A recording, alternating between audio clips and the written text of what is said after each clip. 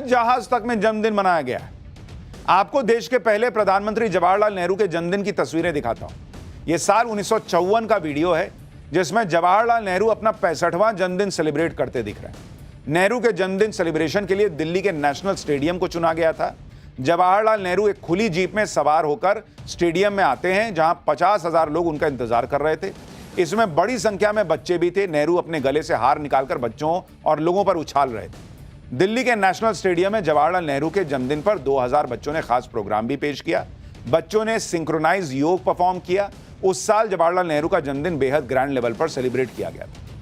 अब कोई पूछ सकता है कि भाई अभी तो देश आजाद हुआ था, उसके तमाम चैलेंजेस थे, पीएम ऐसा क्यों बर्थडे मना रहे हैं? लेकिन भाई ठीक है, लोग बुलाए गए, मनाए गए, उस वक्त किसी ने कुछ नहीं कहा। लेकिन आज नरेंद्र मोदी कर रहे हैं तो अरे ये क्या हो गया। इसी तरह से 1957 में जवाहरलाल नेहरू का जन्मदिन बहुत ही शानदार लेवल पर सेलिब्रेट किया गया था। 1957 में भी दिल्ली के नेशनल स्टेडियम में नेहरू जी ने जन्मदिन हजारों लोगों के बीच मनाया था। हजारों की संख्या में बच्चे उस कार्यक्रम में शामिल हुए थे। बच्चों ने जवाहरलाल नेहरू को सलामी भी दी थी। यह तस्वीर 1957 में नेहरू जी के जन्मदिन की है।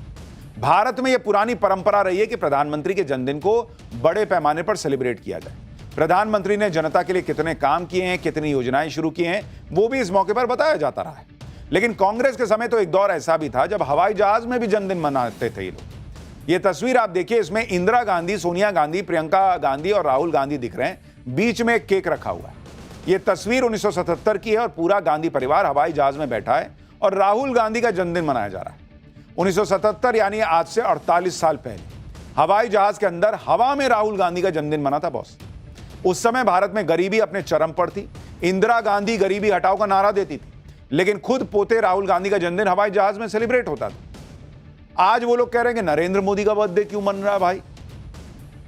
विपक्षी दलों को पीएम मोदी के जन्मदिन पर अखबारों में छप रहे विज्ञापनों से भी दिक्कत हो रही है।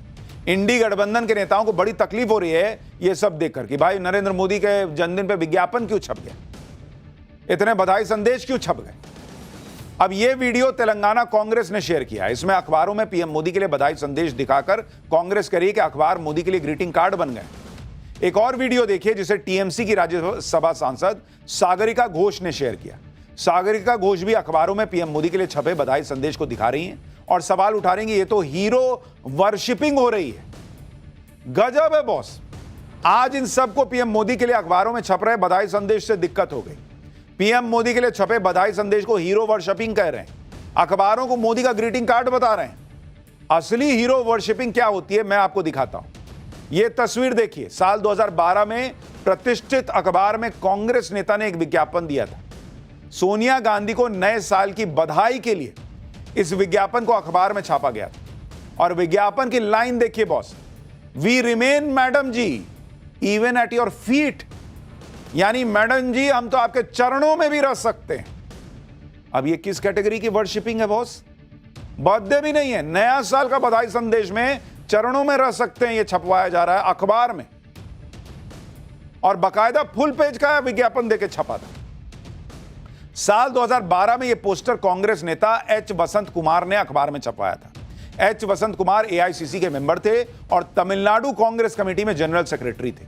विज्ञापन में एच वसंत कुमार ने लिखवाया था कि राज्याभिषेक के बाद श्री रामचंद्र ने हनुमान से पूछा आप क्या पुरस्कार पाना पसंद करेंगे। इस पर हनुमान जी जो वफादार कार्यकर्ता थे उन्होंने विनम्रता से कहा कि मुझे सदैव आपके चरणों में रहने दीजिए। मैडम आपको नए साल की हार्दिक शुभकामनाएं, जिसमें आप एक वैश्विक नेता के तौर पर स्थापित होंगी। और आज कांग्रेस पीएम मोदी के लिए अखबारों में बधाई संदेश पर सवाल उठा रही है, आरोप लगा रही है कि अखबारों का इस्तेमाल हीरो की तरफ पेश करने के लिए हो रहा है। आप यह भी देखिए कि यूपीए सरकार के दौरान गांधी परिवार के नेताओं के लिए विज्ञापन दिए जाते थे और इस पर करोड़ों रुपए खर्च होते थे। साल 2008 से 2013 के बीच गांधी परिवार के नेताओं के जन्मदिन और पुण्यतिथि के विज्ञापनों पर कितना खर्च हुआ आप देखिए। राजीव गांधी के विज्ञापनों पर 25 करोड़ 40 लाख रुपए खर्च हुए। इंदिरा गांधी के विज्ञापनों पर 16 करोड़ 90 लाख रुपए। जवाहरलाल नेहरू के विज्ञापनों पर 10 करोड़ 90 लाख रुपए खर्च हुए। यूपीए सरकार के दौरान सरकारी विज्ञापनों में गांधी फैमिली का ही दबदबा रहता था। देश के दूसरे महान नेताओं और स्वतंत्रता सेनानियों के विज्ञापनों पर काफी कम खर्च हुआ। जैसे 2008 से 2013 के बीच सरदार पटेल के विज्ञापनों पर 8 करोड़ 60 लाख रुपए खर्च हुए। शास्त्री जी, लाल बहादुर शास्त्री जी के विज्ञापनों पर 3 करोड़ रुपए खर्च हुए। मौलाना आजाद के विज्ञापनों पर तो 2 करोड़ रुपए खर्च हुए और स्वामी विवेकानंद के विज्ञापनों पर 90 लाख रुपए खर्च हुए। सुभाष चंद्र बोस जी के विज्ञापन पर तो मात्र 50 लाख रुपए खर्च हुए। यानी कांग्रेस की पॉलिसी शुरू से क्लियर रही। गांधी परिवार का नेता कोई हो, उसका जन्मदिन हो, पुण्यतिथि हो, विज्ञापन एकदम भर भर के छपवा दो, खजाना खोल दो। वहीं दूसरे नेताओं के विज्ञापनों के लिए खजाने का मुंह थोड़ा बंद कर देते। क्या कांग्रेस चाहती ही नहीं थी कि किसी दूसरे महान नेता के बारे में पब्लिक जो है बार बार उनके योगदान को याद करे? और यही लोग आज कह रहे हैं कि नरेंद्र मोदी के बर्थडे में विज्ञापन का छप गया भाई। गजब ही हाल है। खैर, पाठशाला में अब अगला चैप्टर खोलता हूं जिसमें आपको दिखाता हूं ऑपरेशन सिंदूर के बाद अब क्रिकेट में पाकिस्तान आज कैसे पिट गया। एशिया कप में मैच ना खेलने की नौटंकी कर रहा पाकिस्तान कैसे गजब बेइज्जत हुआ है। भिखारी पाकिस्तान एक और हार के डर से एशिया कप से भागा या फाइन के पैसे लौटाने के डर से भागा, देने पड़ेंगे इसलिए भागा?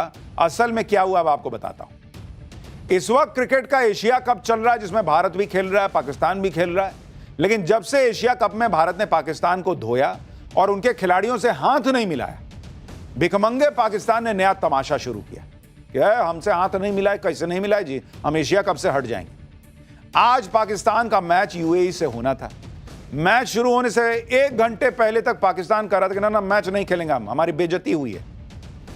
मैच शुरू होने के पहले तक पाकिस्तान का नाटक चल रहा था कि ना हम खेलवे नहीं करेंगे मैच, एशिया कप से हट जाएंगे। लेकिन आखिर में पाकिस्तान ने अपनी बेइज्जती करवा ली और आज का मैच खेलने के लिए अचानक तैयार हो गया। अब ये बातें तो बड़ी बड़ी फेंक रहा था, लास्ट टाइम में पाकिस्तान ने कैसे सरेंडर कर दिया। मैच खेलने के लिए उसके खिलाड़ी ग्राउंड पर क्यों पहुंच गए, जो खिलाड़ी अपने होटल से बाहर नहीं निकल रहे थे। पाकिस्तान का ये ड्रामा कैसे चला, ड्रामे के चक्कर में पाकिस्तान की धुलाई कैसे हो गई। उस मैच रेफरी का क्या हुआ जिसे हटाने के लिए पाकिस्तान धमकियां दे रहा था। भिखमंगा पाकिस्तान अगर एशिया कप से हट जाता तो कैसे उसे लेने के देने पड़ जाते, वो और भिखारी हो जाता। ये सब बताऊंगा। लेकिन जो नौटंकी पाकिस्तान ने की और अपनी बेइज्जती कराई, पाकिस्तान ने आज कितना बड़ा तमाशा किया और फिर कैसे अपनी बेइज्जती करवाई, वो आप इसी से देखिए कि आज उसका एशिया कप में यूएई से मैच है। और ये मैच एक तरह का नॉकआउट मैच है कि अगर हारा तो बाहर। फिर भी पाकिस्तान ने तमाशा करने के लिए अपने खिलाड़ियों को टाइम पर ग्राउंड में ही नहीं भेजा। आमतौर पर 1.5-2 घंटे पहले टीम ग्राउंड पर आ जाती है, प्रैक्टिस करती है। लेकिन पाकिस्तान ने अपने खिलाड़ियों को होटल में ही रोक के रखा। पूरा माहौल बना दिया कि जैसे पाकिस्तान मैच नहीं खेलेगा और एशिया कप से हट जाएगा। लेकिन कुछ ही देर में खबर आ गई कि पाकिस्तान ने अपने खिलाड़ियों को ग्राउंड पर पहुंचने के लिए कह दिया। पाकिस्तान की टीम को लेकर बस होटल से निकल गई। पाकिस्तान ये माहौल तब से बना रहा है जब से वो भारत से हारा। भारत ने एक तो पाकिस्तान को मैच में पीटा, फिर हाथ नहीं मिलाया। अब भारत का तो पाकिस्तान कुछ बिगाड़ नहीं सकता, लेकिन वो मैच रेफरी के पीछे पड़ गया कि मैच रेफरी को हटाओ। इसके रहते हुए भारत ने हमसे हाथ कैसे नहीं मिलाया, हमारी बेइज्जती हो गई, हम अगला मैच नहीं खेलेंगे अगर यही मैच रेफरी रहेगा। मैच रेफरी का नाम है एंडी पाइक्रॉफ्ट। पाकिस्तान ने भारत के साथ हैंडशेक ना होने के पीछे पाइक्रॉफ्ट को दोषी बता दिया। पाकिस्तान का दावा था कि पाइक्रॉफ्ट ने ही कहा था कि टॉस के बाद हैंडशेक नहीं होगा। पाकिस्तान का दावा था कि हैंडशेक ना होना यह एमसीसी नियमों के खिलाफ है। ऐसे में एंडी पाइक्रॉफ्ट को एशिया कप के बाकी मैचों से रेफरी के पद से हटा दिया जाए। पाकिस्तान का दावा है कि एंडी पाइक्रॉफ्ट ने पाकिस्तान टीम के एक अधिकारी को हैंडशेक न करने के बारे में बताया था, लेकिन पाकिस्तानी टीम के इस अधिकारी ने यह बात अपनी टीम और कैप्टन को बताई ही नहीं, जिसकी वजह से पाकिस्तान की किरकिरी हुई। पाकिस्तान इस